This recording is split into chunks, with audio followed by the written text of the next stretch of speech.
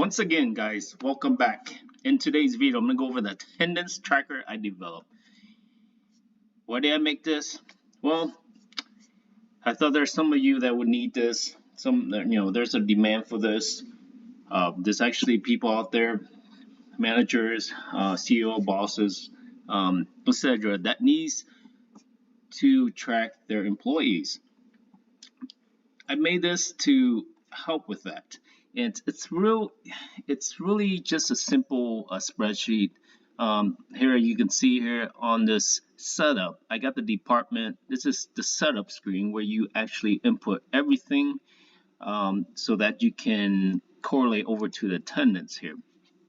Now let's look at the spreadsheet. I made it really simple, really clean. I designed the spreadsheet to be simple and clean. Because when you're your manager or when you're a boss or you're tracking employees, it gotta be simple and fast, right? You don't have a lot of time to do all the paperwork and stuff. So let's go over the spreadsheet here. This is the attendance, and here you can see you can change all the data, the department, the supervisor, status. As you change it, it's a dynamic chart. As you can see, it changes it the chart codes. And you got your absent versus present, your overview, present versus schedule. This is where you input all your data down here. You can see, you can track your, let me scroll over a little bit here, your ID. Of course, employee has IDs, right? The employee's name, and your department, a drop-down list. I'll go over that here in the setup where you create all this drop-down list. And then your supervisor, even your status. You can see, you can change all this. And it's conditional format, changes color, as you can see. And then you have your warning, your strikes. Let's say your first time offense and being tardy, second, third, and of course that also conditional format changes color. And your hire date. Reason why I have the hire date is so that you can sort it out by seniority if you want to. And here you click on the top. You filter box, and then you have the option to filter. If you ever dispute with an employee over seniority day, you can just use this spreadsheet and just sort it out. Next to it, you can see the seniority day. It calculates, you put in, it calculates up to the two-day dates, and it shows you how many seniority days that is. That's pretty nice feature. Again, it's a visual thing that I like to put in there, and just so that you can see the amount of days. Present, total days, and the present is the amount of days that they actually were at work, and then your total, present, yes, the day they were at work, and then your total days is like counting your absentee. And here's your code, and nice feature I added in here is your code. On top here, you can see that you can change your code so you can sort out which one, and then it calculates that for you. It counts how many, let's say, vacation days they use. You can track that, how many absentee, and your codes are created in the setup here. And I click over here to the tab setup, you can see. But let's go back to this chart here. I'll go over the setup here in a little bit. Let's scroll over to your right. This spreadsheet can track up to 50 employees, so that's quite a bit of employees to track. So I designed to make it real easy again and simplify it so that you can track 50 employees. And here's all your code. And each day you can use your drop-down list, which you're going to create in your setup. You just kind of select what that day that individual is tardy or not tardy or vacation or absentee. Now up here you can see your week, your date, and the cool thing about this is your date is it actually highlights the current day. So let's go to, we are in April 15th. So let's go to April 15th. As you can see here, see April 15th is highlighted in red row here. See, as you change everything, let me change here, your chart and graph actually updates too. So it calculates, compute and process your graph, your chart here. You can see like the red is where the total count for the target. Let's say our here you have how many people here? We have 27.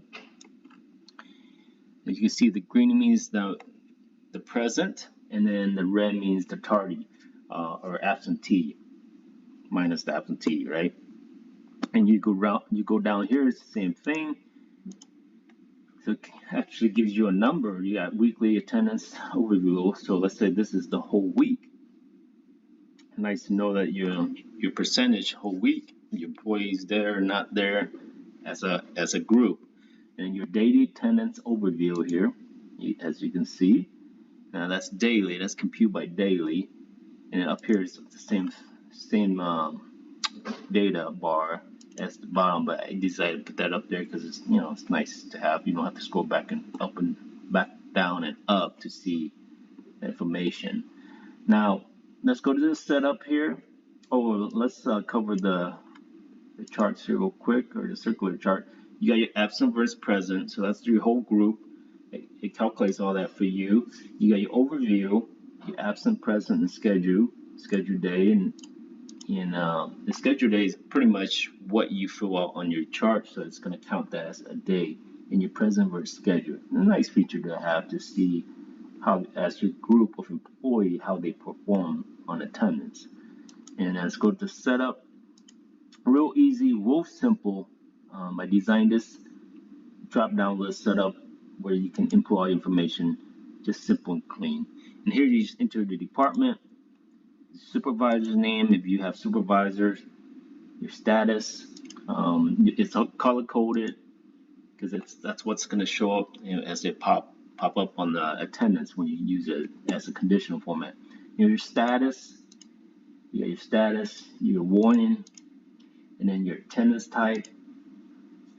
This is also color coded. Now, if you change the color on this, it does not change over the attendance chart.